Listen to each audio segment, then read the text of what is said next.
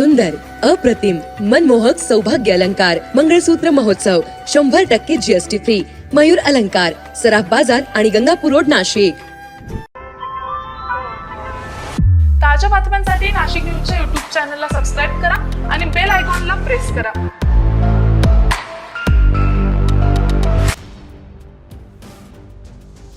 बकरी ईद निमित्तानं सामुदायिक नमाज पठणाचा पारंपरिक सोहळा शहाजानी ईदगाह मैदानावर आज सकाळी 10 वाजता झाला. शहर हे खतीब हाफिज हिसामुद्दीन साहब खतीब यांनी नेतृत्व केलं.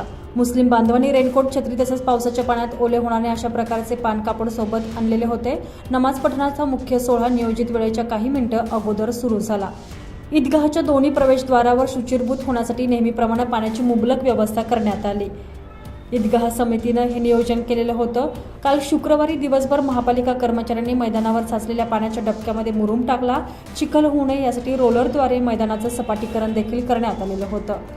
तर बकरी ईद निमित्त आज शनिवारी सकाळी जुने नाशिकसह वडाळा रोड, अशोक रोड, सिडको, सातपूर, वडाळा गाव, नाशिक रोड, देवळाली गाव, भगूर या उपनगरांमधील मशिदींमध्ये देखील प्रमुख धर्मगुरूंच्या नेतृत्वाखाली नमाज पठण पार पडले.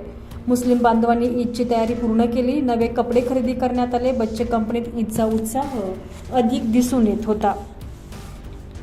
तर सरकारच्या मार्गदर्शक तत्वानुसार पोलीस, मनपा प्रशासनाकडून जारी करण्यात आलेल्या नियमावलीचं सर्वांनी काटेकोरपणे पालन करावं असं आवाहन पोलिसांकडून करण्यात आलं. तर शहर एक खतीब यांच्याकडून देखील सुन्नी मरकजी सीरत समितीद्वारे परिपत्रक काढण्यात आले असून त्याचंही वाचन काल शुक्रवारी शहरातील सर्व मशिदींमध्ये करण्यात आले. आज शनिवारी सकाळी 10 ते दुपारी 12 वाजेपर्यंत शहाजानी ईदगाह मैदानाकडे जाणारे गडकरी चौक आणि अण्णाभाऊ साठे चौकापासून पुढे GPO रोड सर्व प्रकारचे रस्ते वाहतुकीसाठी बंद करण्यात आलेले होते. संजय परमार, नाशिक न्यूज, नाशिक.